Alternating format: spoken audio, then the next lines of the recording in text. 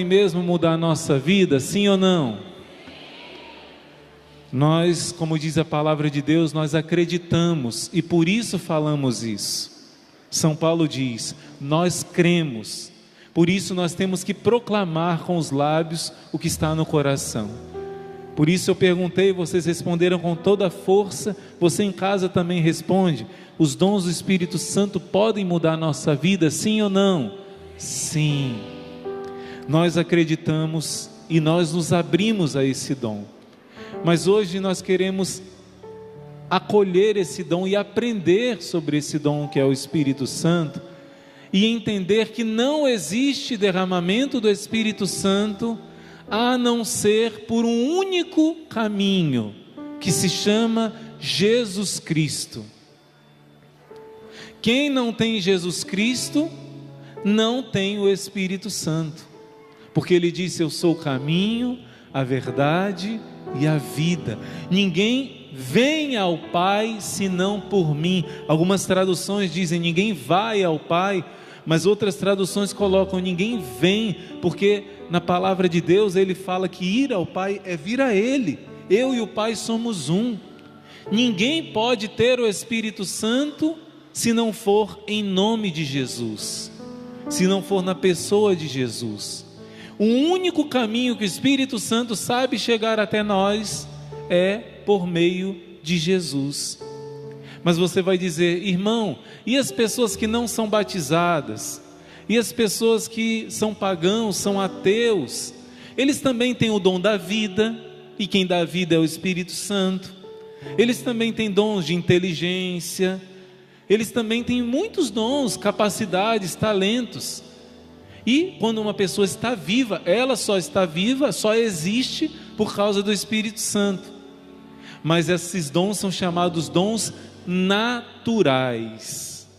Como Deus Criador, o Espírito Santo está em todas as criaturas, está no vento, está no ar. Deus não é as criaturas. Isso se chama paganismo, idolatria. Tem um nomezinho chamado panteísmo. E a nova era, que é uma falsa religião, que tenta misturar as religiões todas e coloca Jesus como se fosse um entre muitos deuses. É uma falsa, é uma investida de Satanás, a nova era. Ela coloca que Deus é tudo, que o Espírito Santo é tudo. Não, a criatura é uma coisa e o Criador é outra. Nós cantamos a canção Vinde Espírito Criador, Veni Creator Spiritus. Ele é Deus, o Espírito Santo é Deus, ele não é criatura. E quem não encontra com Jesus, quem não tem uma experiência pessoal com Jesus, tem o Espírito Santo somente de modo natural, porque ninguém pode ter vida sem o Espírito Santo. As plantas, tudo que existe é sustentado pela presença de Deus, mas ter o Espírito Santo dentro de si, morando em você como um templo vivo de Deus, tendo o Espírito Santo de maneira sobrenatural, como Jesus tinha. O Espírito Santo habitava em Jesus, habita em Jesus de uma maneira plena, sobrenatural. Jesus tinha vida divina por natureza, porque ele é um com o Pai e com o Espírito Santo. 3 pessoas no amor, não é? O amor do Pai e do Filho é o Espírito Santo. Jesus tinha o Espírito Santo como um templo. Jesus era o templo vivo do Espírito Santo. É o templo vivo do Espírito Santo. Mas quando ele se fez homem e nos chamou a fazer parte do corpo dele, nós também não temos mais o Espírito Santo da maneira que as plantinhas têm, porque elas têm vida, que o ar, toda a criação está repleta. Quando a gente reza na missa, Santo, Santo, Santo, é o Senhor Deus do universo, o céu e a terra proclamam a vossa glória. A tradução original do latim é: o céu e a terra estão repletos da vossa glória. E a glória do Pai e do Filho se chama Espírito Santo, que é o amor do Pai e do Filho. O céu e a terra estão repletos do Espírito Santo. O céu e a terra, tudo é feito pelo amor, por amor e para o amor. Deus é amor, e o Espírito Santo é o amor do Pai e do Filho. tudo que existe está repleto do amor de Deus, mesmo que aqui nós ainda não enxerguemos isso plenamente. Deus enche tudo com a sua presença. Olha esse sopro maravilhoso, né? São sinais do Espírito Santo, Ele está em tudo. Mas quando você aceita Jesus na sua vida verdadeiramente como Senhor da sua história, você é outro Jesus. Jesus mora o Espírito Santo mora em você como morava em Jesus. Isso é fantástico, isso é assustador, isso é impressionante. Nós nos tornamos um com Jesus, nós nos tornamos corpo de Jesus, parte do corpo dele. Isso não é mais uma vida natural, uma vida simplesmente humana. Você começa a ter uma vida divina, uma vida sobre-humana, uma vida sobrenatural. A Trindade mora em você e você mora na Trindade. Mas só pode se receber esse dom através de Jesus.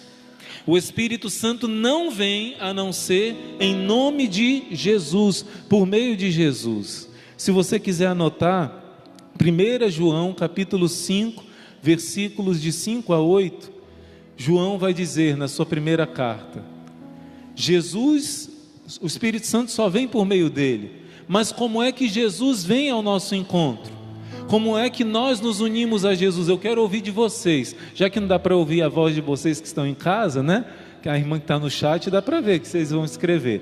Mas vocês que estão aqui, como é o meio que Jesus pode chegar a nós e se unir a nós? Diga aí. Eita, está fraco. Como é que Jesus pode se unir a nós, se configurar a nós? Como? Está chegando. Não, Jesus vem para nos dar o Espírito Santo, mas como é? A gente só recebe o Espírito Santo através de Jesus. Mas como é que Jesus vem a nós? Quando é que você se uniu a primeira vez com Jesus? Me diga. Ah, está melhorando, eu ouvi de cá. Como é? No seu batismo. Então anota essa passagem bíblica que é muito importante para que você cresça na sua fé. Primeira carta de João, 1 João 5, de 5 a 8. Se você está armado com a sua Bíblia aqui ou não. Um cristão desarmado é um cristão desprotegido, né? Então, se possível, abra agora. 1 João 5, de 5 a 8, vai dizer que Jesus vem até nós por 3 meios: pela água, pelo sangue, e quem confirma isso é o Espírito. Ele vem pela água e pelo sangue. Quando é que Jesus vem a nós por meio da água? No nosso batismo. Mas São João, ele vai insistir, ele vai repetir, ele vai dizer: olha, Jesus não vem só pela água não, ele vem pela água e pelo sangue. Quando é que Jesus vem a nós através do sangue? Ixi, só os grilos. Quando é que nós recebemos o sangue de Cristo? Na Eucaristia. João repete: não é só pela água. Os nossos irmãos evangélicos têm o Espírito Santo, sim ou não? Sim. Aqueles que têm um batismo válido, que têm um mínimo da fé cristã, por exemplo, testemunhos de Jeová, não acreditam que Jesus é Deus, não acreditam na Trindade. Então o básico da fé eles não acreditam, eles acreditam que Jesus é o arcanjo São Miguel que se encarnou, não é? O fundador dele foi um maçom do último grau, que previu o fim do mundo 3 vezes, não deu certo, a terceira ele morreu e não viu que não deu certo. Não é? O batismo deles não é válido, mas da igreja metodista, presbiteriana, batista, o batismo é válido. Eles recebem Espírito Santo, eles são configurados no mistério do corpo místico de Cristo, eles são habitados pela Santíssima Trindade. Mas João diz que Jesus não veio só na água, Jesus veio na água e no sangue. Um cristão protestante, ele só tem um sacramento: o batismo. Nem o matrimônio para eles é como um sacramento, tanto que eles podem casar e descasar, não é?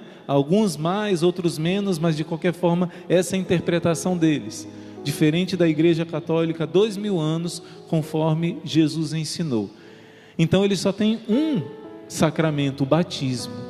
Por isso você nunca vai ver um protestante chegar no nível de união com Deus, como chegou um São Francisco de Assis, como chegou um São João da Cruz, uma Santa Teresa d'Ávila, uma Madre Teresa de Calcutá. Uma renúncia e doação de si, uma fusão de alma, uma união esponsal com Deus no nível desses santos, porque eles só recebem a água e não o sangue. Claro que no batismo nós somos também lavados no sangue, é o sangue de Jesus que ali na cruz jorrou o sangue e a água, mas é o sangue e a água que nos lava no batismo. Somos unidos a Cristo, mas você só vai chegar na plenitude da sua união com Deus, e essa união quem faz é o Espírito Santo, quando você tem a água e o sangue, a Eucaristia. E ele diz nessa passagem bíblica, são 3 os que dão testemunho: a água, o sangue e o Espírito. Quem aqui é crismado, levanta a mão. Deus seja louvado. Quem aqui vive a sua crisma, levanta a mão. Diminui um pouquinho. Quem teve a humildade de dizer que não vive ainda, peça ao Espírito Santo, porque nós precisamos invocar o Espírito Santo. A crisma te fez soldado de Cristo, e para você guerrear você tem que usar as armas que são os carismas do Espírito Santo, os dons do Espírito Santo, os frutos do Espírito Santo, as virtudes do Espírito Santo. Então, irmão, uma pessoa que não é batizada, ela não tem o Espírito Santo dentro dela, de modo sobrenatural, não. Ela é uma criatura de Deus, feita à imagem e semelhança de Deus, feita para receber essa vida divina, mas ela ainda não recebeu. Ela tem uma vida natural, não uma vida divina. Agora você que recebeu o batismo e que não cometeu um pecado mortal, que está vivendo o seu batismo, os 10 mandamentos, se confessa com frequência, você é morada da Trindade como Jesus. Você tem algo que nem você, nunca nessa terra você vai compreender. O que habita dentro de você, o que é a vida da Trindade vive dentro de você. Isso só vai desabrochar plenamente lá no céu, mas Deus quer desabrochar isso em você o máximo que é possível nessa terra. E somente uma pessoa que não tem o Espírito Santo, ela tem dons, mas não dons sobrenaturais. E no seu batismo você recebeu uma infusão de 7 dons que são divinos. Esses 7 dons vão te transformar em Jesus Cristo. Você vai se divinizar através desses 7 dons do Espírito Santo. E não adianta receber o dom do batismo se não for cultivado. Quem aqui, os pais eram católicos, e os pais ensinaram a fé, cultivaram a fé, te ensinaram a fazer caridade para o próximo, te ensinaram a rezar, a se confessar, te ensinaram os 10 mandamentos? Levanta a mão. Talvez a metade, não é?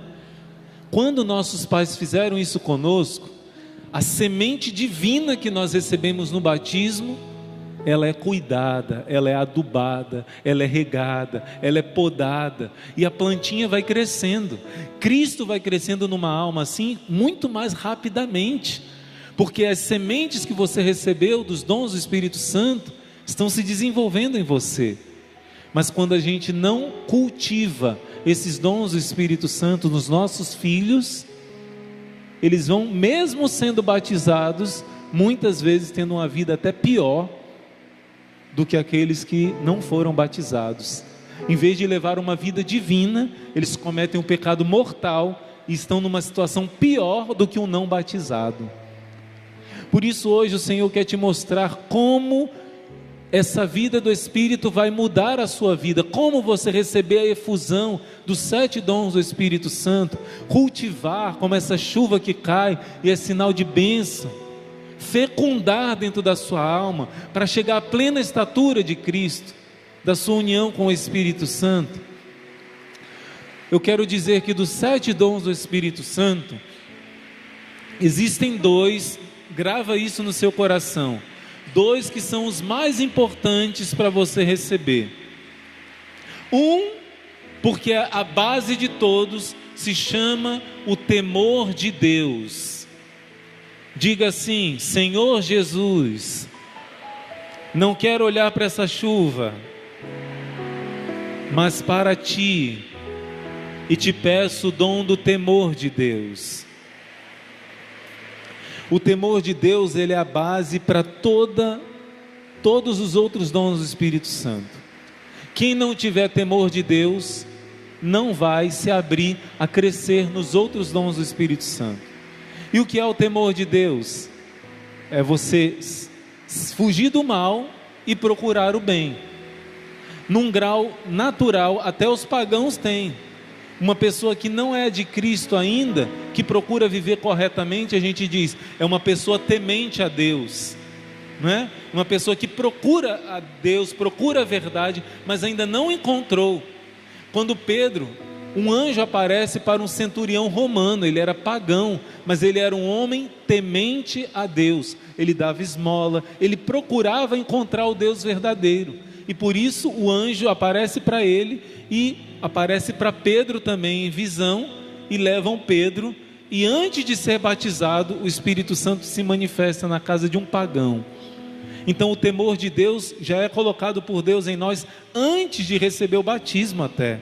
Pessoas pagãs podem ter o temor de Deus, mas esse temor de Deus que eu estou falando é um temor dado pelo Espírito Santo, de modo sobrenatural, é o temor filial.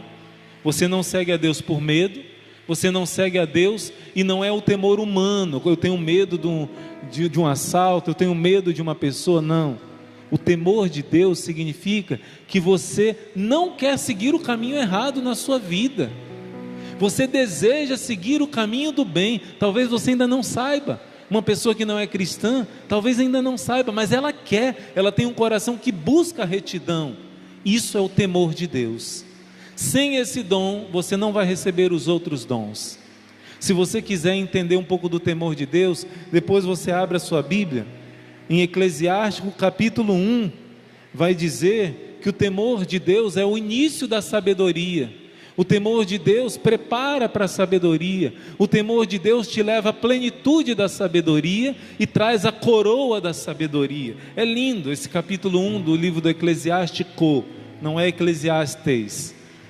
O temor de Deus é a base, é o primeiro, mas a sabedoria é o maior de todos. A sabedoria dos 7 dons é o mais difícil da gente explicar, porque é o mais profundo, é o mais alto. Os santos buscavam ter sabedoria, não sabedoria humana. Sabedoria humana um pagão pode ter, mas a sabedoria divina é o maior dos 7 dons do Espírito Santo. Os mais importantes são o temor de Deus, porque é o chão, é a base. Por meio da humildade, essa busca de Deus, o temor de Deus é odiar o pecado. Repete comigo: temer a Deus é odiar o pecado, é fugir do pecado. Sem isso você não vai receber os outros dons, mas a sua meta é alcançar todos os 7, mas é chegar lá no topo, que se chama sabedoria. Eu vou já falar sobre a sabedoria, mas antes de explicar a sabedoria, que é a plenitude desses dons do Espírito Santo, eu quero dar para você, se você quiser anotar, eu vou tentar falar de maneira simples, para que você entenda na sua vida esses outros dons, e no final eu vou dizer como é que se chega à sabedoria, porque não sou eu que vou dizer, é Jesus que nos leva, Ele é a sabedoria encarnada. Primeiro, o dom de ciência. O dom de ciência não é a ciência dos cientistas que estão fazendo lá com fórmula, com fumacinha, fazendo testes, não. O dom de ciência também não é diferente dos carismas do Espírito Santo. Tem pessoas que recebem uma palavra de ciência. Uma vez eu fui me confessar com o padre já me disse o pecado antes de eu falar, não é? Tem algumas pessoas, o Padre Pio tinha esse dom, o São João Maria Vianney tinha esse dom, e alguns padres hoje têm esse dom. Na verdade, todo padre tem o dom de ciência, o dom carismático de ciência. Se a gente rezar mais pelos padres, eles vão desenvolver mais os carismas para ajudar as ovelhas. Mas o padre tem um dom especial, e muitas vezes Deus revela. O dom de ciência, a gente está aqui no momento de oração, o dom carismático, eu estou diferenciando um do outro. E de repente Deus me dá uma palavra de revelação, ou por meio da minha imaginação o Senhor mostra uma figura, e às vezes Ele dá um entendimento, ou Ele me diz interiormente que alguém está sendo curado de tal coisa. Isso é palavra de ciência, mas é um dom carismático de ciência, é um dom que é usado para os outros. Os 7 dons do Espírito Santo é para o seu crescimento na sua união com Deus. Está entendendo a diferença? Os carismas, os dons carismáticos são dons de serviço, dom de milagre, dom de cura, dom de cantar, dom de pregar, dom de afastar o inimigo, né? Dons de revelação, palavra de sabedoria, palavra de ciência. É diferente desses 7 dons, que esses são para sua fusão com Deus, sua união íntima com Deus. E o dom, esses 7 dons, eu falei do temor de Deus, sabedoria eu vou explicar no final. E o dom de ciência é diferente. O dom infuso de ciência que você recebeu no seu batismo, significa que você vai olhar tudo com um olhar diferente, com o olhar do Espírito Santo. Grava isso. O dom de ciência, repete comigo, é um novo olhar ao mundo. Vamos de novo. O dom de ciência é um dom de um novo olhar para todas as coisas.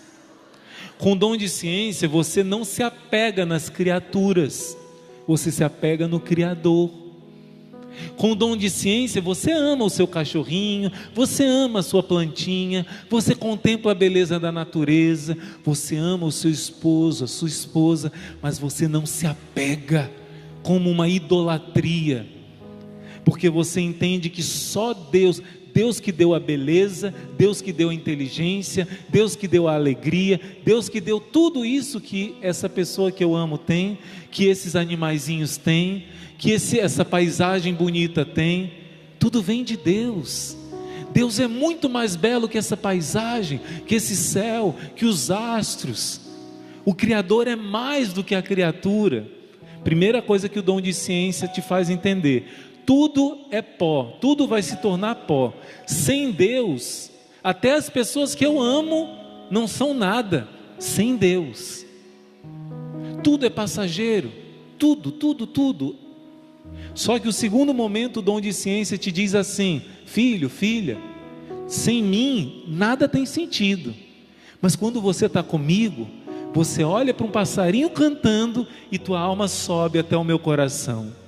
Você vê uma flor nascer e você sobe até o meu coração. Você vê os amigos que você tem ao seu redor, não para se apegar e ser escravo afetivamente deles, mas você me louva e se alegra, porque já antes do céu, você tem uma experiência do céu com verdadeiros amigos. Você ama tudo e a todos, mas não com amor desregulado, mas com amor de quem coloca Deus em primeiro lugar. É um novo olhar.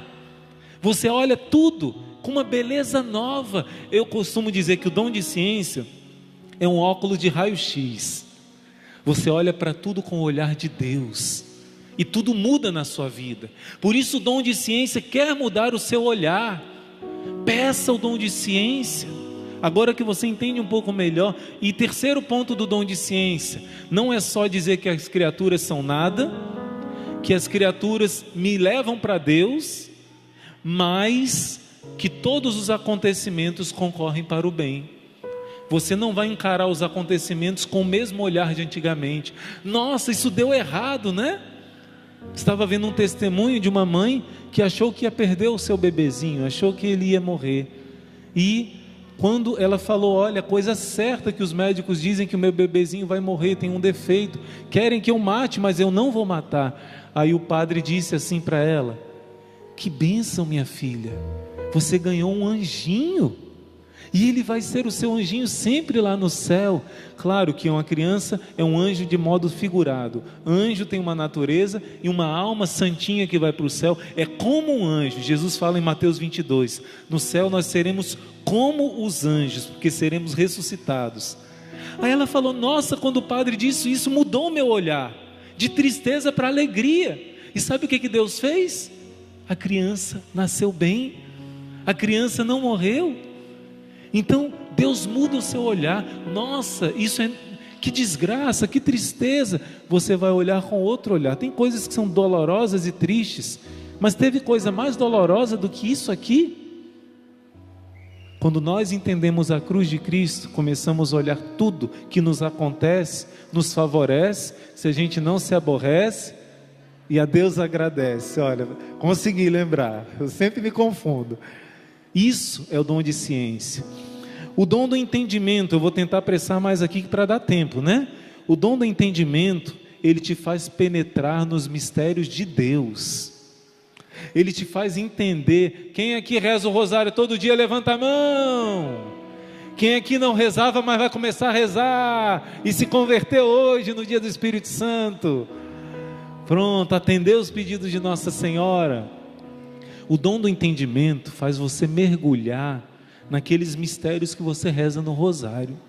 Quando uma pessoa recebe o dom do entendimento, ela não consegue nem rezar o rosário, porque ela só fica chorando, porque ela sente uma alegria tão grande, quando ela contempla o anúncio do anjo a Nossa Senhora, Pai Nosso, Ave Maria. Não, o anúncio do anjo a Nossa Senhora foi a hora que Deus, Criador do universo, Criador dos anjos, se tornou do tamanho de um embriãozinho, se tornou carne da minha carne, se tornou meu irmão. Deus se tornou homem. Isso é assustador. Isso é para deixar a gente estremecer. Os anjos estremeceram diante desse mistério. O Deus Criador imenso, infinito, numa criancinha dentro do ventre de Maria. É um mistério tremendo. A gente deve estremecer diante desse mistério. Quando o padre pega um pedaço de pão, e depois que ele diz as palavras e levanta, aquilo ali desce, não mais pão. O mesmo mistério, Deus desceu no ventre de Maria, agora esse mesmo Deus feito carne, desce no altar. O dom do entendimento te faz mergulhar nesses mistérios. Ah, Jesus ressuscitou, aleluia, ressuscitou, que bom. Não, você não vai dizer de boca para fora. Quando você tem o dom do entendimento, você não aguenta de alegria, você explode por dentro e diz, meu Deus, um homem que morreu, seu coração foi rasgado, não tinha como negar que ele estava morto. De repente ele fica 40 dias andando no meio deles, ele atravessa as portas e eles puderam encostar no corpo de Jesus ressuscitado. O dom do entendimento te faz mergulhar nesses mistérios. Tudo que você diz no creio em Deus Pai Todo-Poderoso. Nossa, o meu Pai pode tudo, e Ele é meu Pai. Você vai entrando nesses mistérios e você vai ficando louco de tanta alegria. O dom do entendimento, que também é chamado dom da inteligência, não é uma inteligência humana. Tem pessoa que não é batizada, e eu não sei se Albert Einstein era batizado, mas também não sei se ele está no céu, né?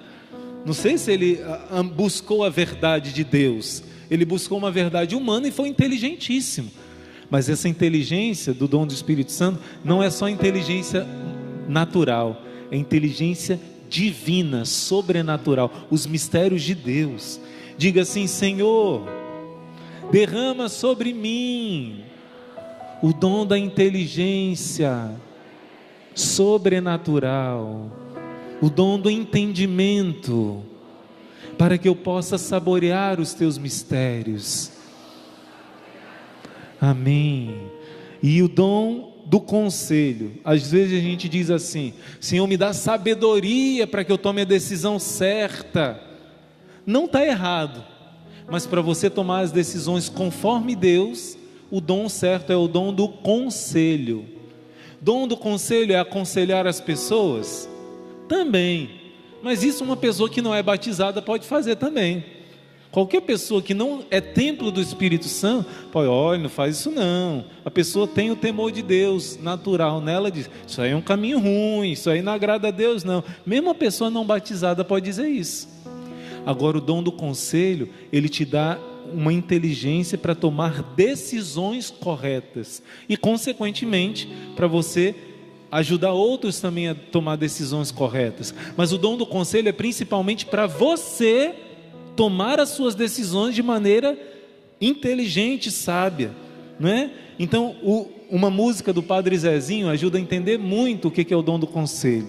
Vai te ensinar a calar quando você precisa calar e não está se controlando.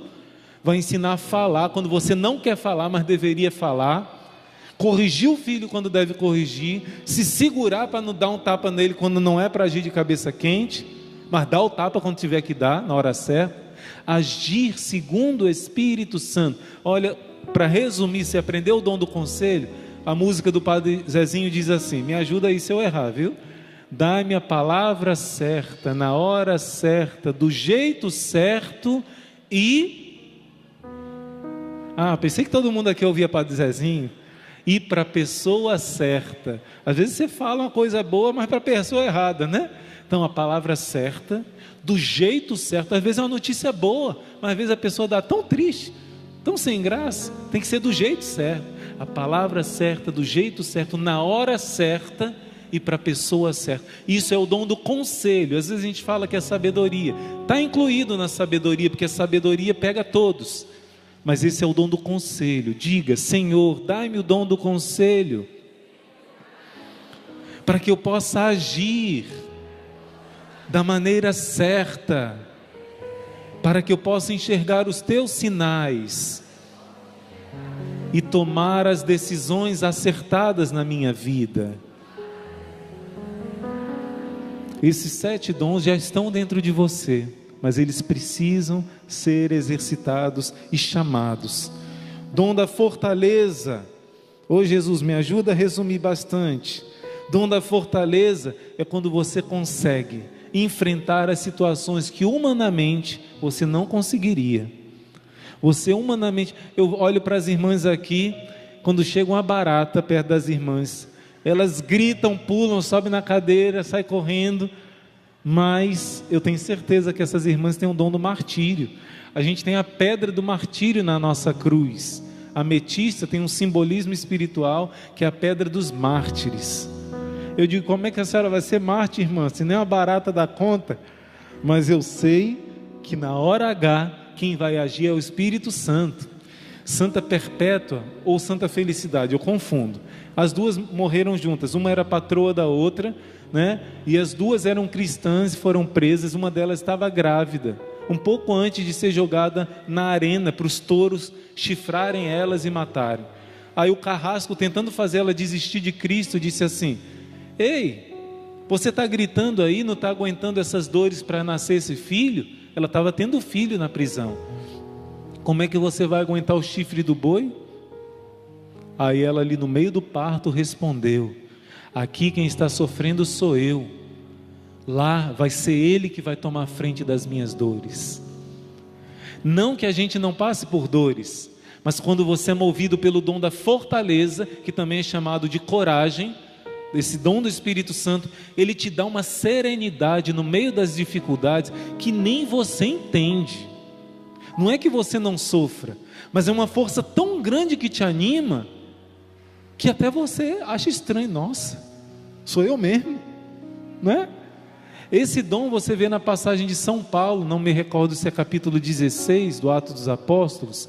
São Paulo vai ser preso lá na cidade de Filipos. Ele vai ser chicoteado, vai ser espancado e vai ser amarrado tarde da noite, sem comer, com fome. Uma surra que ele levou, uma peia, como diz aqui no Ceará. É amarrado no fundo da prisão, meia-noite. Ele e o seu companheiro de missão, Silas. Sabe o que Paulo faz? Começa a chorar. Não. O que Paulo faz? Começa a reclamar com Deus: por que comigo, Senhor? Eu estou te servindo dia e noite, em jejum, em oração, estou trabalhando para o teu reino. Por que comigo acontece isso? O Senhor tinha que estar me defendendo para dar tudo certo. Foi isso que Paulo fez, não foi? Não. Quando deu meia-noite, ele foi preso num tronco, num lugar úmido, horrível, no fundo da prisão, no pior buraco da prisão. Ele e Silas começaram a cantar: a Ele a glória. Começaram a louvar, começaram a adorar, começaram a bendizer. Diz a palavra, eles começaram a louvar, a agradecer a Deus, igual os outros apóstolos. Diz que foram chicoteados no sinédrio, aí depois saíram pulando de alegria, porque foram dignos de ter sido afrontados pelo nome de Jesus. O dom da fortaleza também te enche de alegria no meio das maiores provações. Eu repito, nem você se conhece, porque não é você, é a abertura que você deu ao Espírito Santo para te dar uma vida sobrenatural. Claro que não é em todo momento que você vai sentir isso, senão você não sofre, né? Senão aí você quer moleza, mas é nas horas que você necessita, o Espírito Santo faz esse sopro sobrenatural, que você dá conta. E o próprio Paulo, em outro momento que ele escreve para essa comunidade dos filipenses que moravam lá nessa cidade, ele foi solto. Depois que ele foi solto, ele foi preso outra vez. Depois ele foi solto, aí depois ele foi preso outra vez e depois outra vez. Se eu não me engano, nessa última vez ele estava em Roma preso, e lá no ano 62 ele escreveu para essa comunidade que ele foi preso a primeira vez, né? Escreveu dizendo assim: meus irmãos, fiquem alegres no Senhor. Eu repito, fiquem alegres. E ele vai dizer várias vezes. Quem nunca leu a carta de São Paulo aos Filipenses, você fica cheio de alegria quando você lê. É chamada a carta da alegria.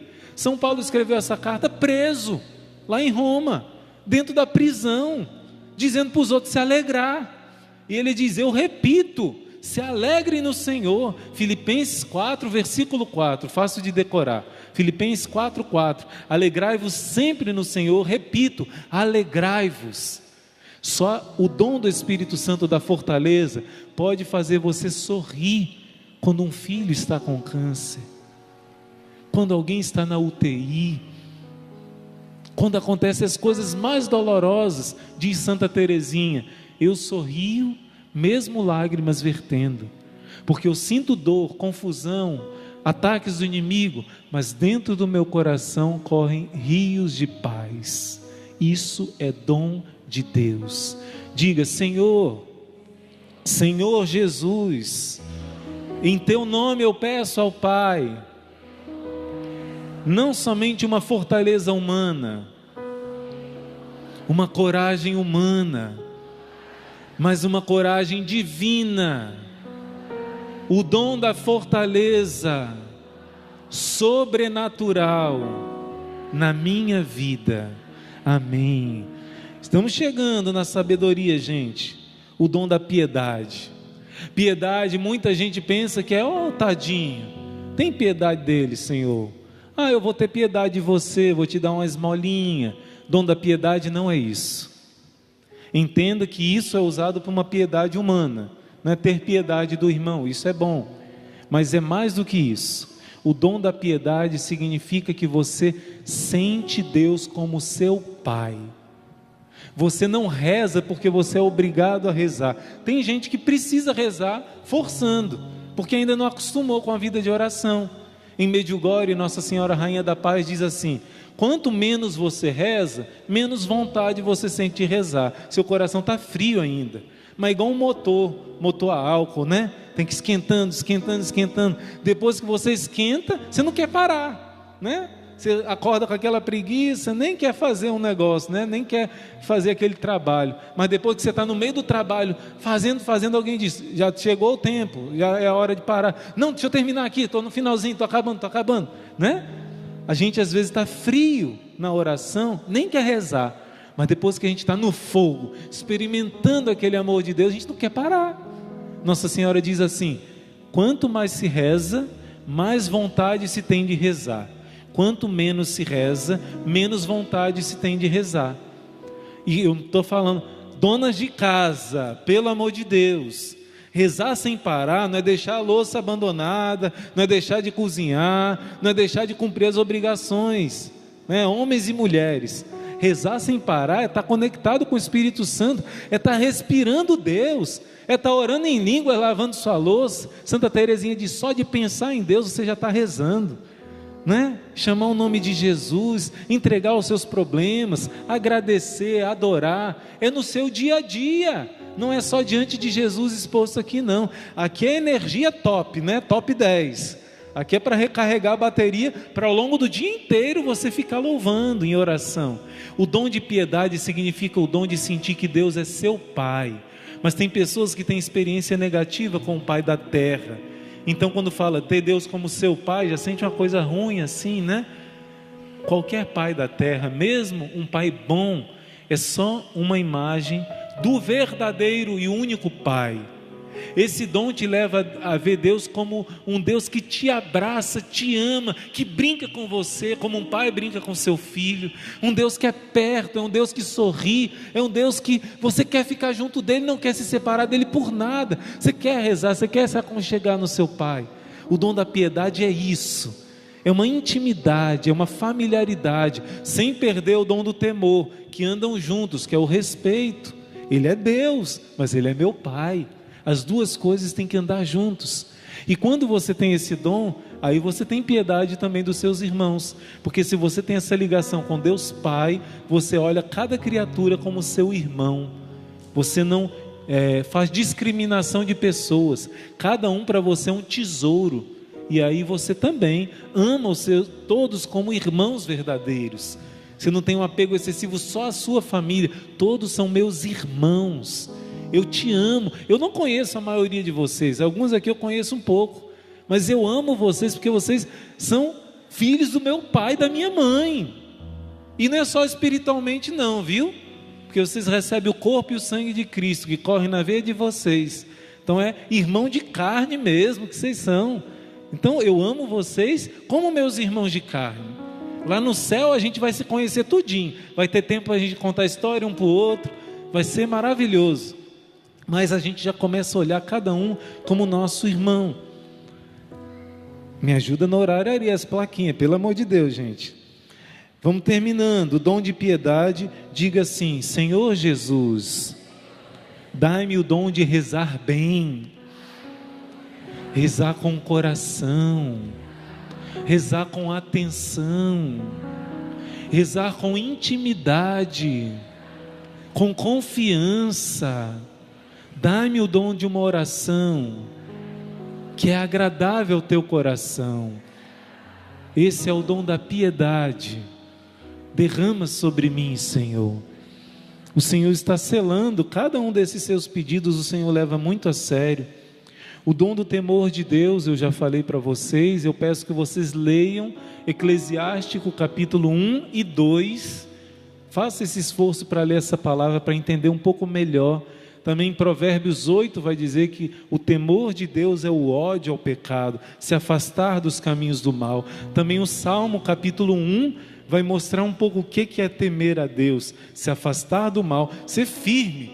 Quando alguém quer te levar pelo caminho errado, ser firme no seu não. É como se fosse assim: o dom do temor de Deus é uma capacidade de saber dizer não para o que não é bom. E o dom da piedade é uma força irresistível de dizer sim para aquilo que é de Deus. É um freio e um acelerador. Você não pode dirigir só com um dos dois. Precisa dos dois, né? Então, o temor de Deus é esse freio para o pecado, né? Mas um temor não por medo de Deus, mas porque Deus me ama. Eu não quero entristecer o meu Deus. Isso é o dom do temor de Deus. Eu não quero ferir o coração de Jesus. Tem gente que diz assim: é só uma besteira, Deus perdoa, né? Uma vez eu estava no carro, a pessoa disse: irmão, não precisa colocar o cinto de segurança não, é só um pecado venial, Deus perdoa, né? Se você der um tapa na cara da sua mãe, muito provavelmente ela vai te perdoar. Não é por isso que você vai dar um tapa na cara da sua mãe, né? Um tapa na cara de uma pessoa que você ama e que te ama. Então, por que a gente vai fazer isso com Jesus? Cravar mais espinho. Ele perdoa? Perdoa. Se você tiver arrependimento verdadeiro. Mas é tão triste você já dizer, antes de cometer o pecado: eu vou fazer isso aqui rapidinho, porque depois Deus perdoa. Deus sabe, né? Isso não é temor de Deus. Porque o temor de Deus é fruto do amor, que é o Espírito Santo. Quem ama tem o temor de Deus. E o temor de Deus, meus irmãos, diz que a coroa do temor de Deus é a sabedoria. A plenitude do temor de Deus. Quem busca amar a Deus e fugir do mal, um dia vai chegar na sabedoria. E o que é sabedoria, irmão? Nem eu sei dizer, mas eu vou dar pistas para que você saiba entender. O livro de Jó, capítulo 28, vai ser o capítulo todinho dizendo assim: quem conseguiu encontrar a sabedoria? Os homens tentaram nas minas mais profundas, não conseguiram. Chegaram na profundidade dos mares e não encontraram. Procuraram nas alturas dos céus e não encontraram. E os lugares mais longe dizem assim: já ouvimos falar dela, mas não sabemos quem ela é. A sabedoria é o maior mistério de Deus. Na sabedoria, o dom da sabedoria, eu posso dizer aquilo que ela não é. A sabedoria não é tomar as decisões certas. Esse é o dom do conselho. Mas com a sabedoria você também toma as decisões certas. A sabedoria não é enxergar as coisas com um novo olhar somente, mas é também isso. A sabedoria não é compreender os mistérios profundos de Deus, mas isso está incluído na sabedoria. Não é ter essa intimidade com Deus como dom da piedade, mas é também a sabedoria. A sabedoria não é fugir do pecado como o temor de Deus foge, mas também é isso. O dom da sabedoria junta todos os outros dons, porque o dom da sabedoria é uma união tão íntima com Deus, uma união que a Bíblia chama, que a igreja chama uma união esponsal. A sua alma foi criada para um casamento, mas um casamento da terra é só um treino. Aqueles que têm a vocação matrimonial, é só um treino. A tua alma foi criada para uma união esponsal com Deus. Você já viu como é que começa o livro do Gênesis? Com a união de um casal, Adão e Eva, que acaba em pecado e traz o pecado para todos nós. Mas você vê como é que acaba o livro do Apocalipse, acaba a Bíblia, com um casamento. Felizes os convidados para as bodas do Cordeiro, para as núpcias do Cordeiro. Com quem que o Cordeiro, Jesus, vai se casar? Com a igreja. Quem é a igreja? A alma de cada um de nós. Vai dizer que ele vê descer do céu uma esposa linda, bela, sem rugas, sem mancha, sem pecado, sem imperfeição. Santa Teresa chegou, isso eu vou falar na outra pregação. Santa Teresa chegou no máximo da união com Deus. Ela vai escrever um livro chamado Moradas, Castelo Interior ou Moradas. Ela vai dizer que você deve entrar dentro de você, e são 7 etapas que você tem que andar para chegar lá dentro da sua alma, onde mora de maneira solene sua majestade, o Rei Jesus. E essa última morada, a 7ª morada, é onde você chega no casamento espiritual com Deus, já aqui nessa terra, viu? Nessa terra você pode chegar nessa plenitude de união com o Espírito Santo. São Paulo vai dizer: já não sou mais eu que vivo, é Cristo que vive em mim. E eu termino agora dizendo: como é, irmão, que eu posso chegar a esse dom da sabedoria? Você tem um crucifixo? Levanta esse crucifixo. São Paulo vai dizer que toda a sabedoria de Deus está escondida nesse crucifixo que você está segurando. Toda sabedoria, não é uma sabedoria humana, toda sabedoria divina está escondida nesse crucifixo. São Paulo foi arrebatado até o 3º céu, mas ele disse: eu não julguei saber coisa nenhuma entre vós, a não ser Cristo crucificado. Você quer saber o que é a sabedoria? É uma compreensão desse mistério. Jesus te olha e você olha para Ele.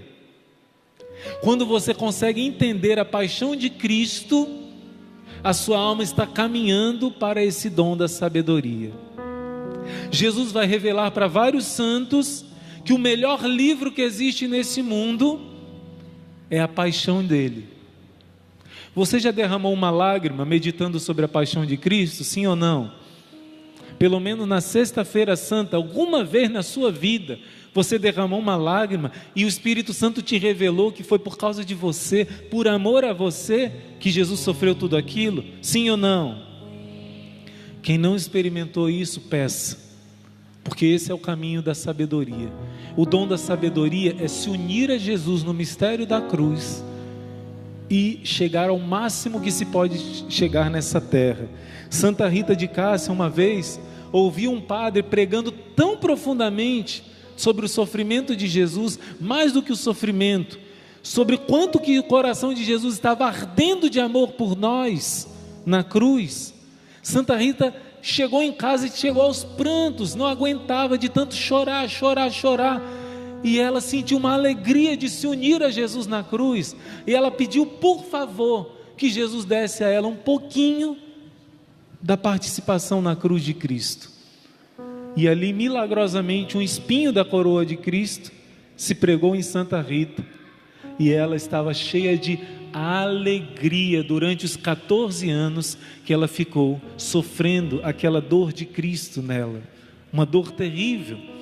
Santa Rita nadava em alegria, porque ela estava unida. O dia que você conseguir sofrer, dizendo como São Paulo: ninguém me moleste, porque eu trago em mim as marcas de Jesus, como Padre Pio, como São Francisco. Esses são os santos que chegaram na plenitude do dom da sabedoria, da união com Cristo. São Paulo diz: porque já não sou eu vivendo, é Cristo que está vivendo em mim.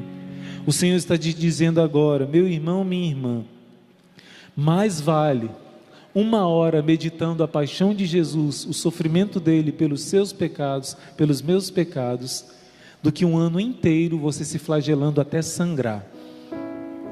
Isso Jesus diz para Santo Agostinho, isso Jesus disse para Santa Faustina, do que 1 ano inteiro em jejum a pão e água.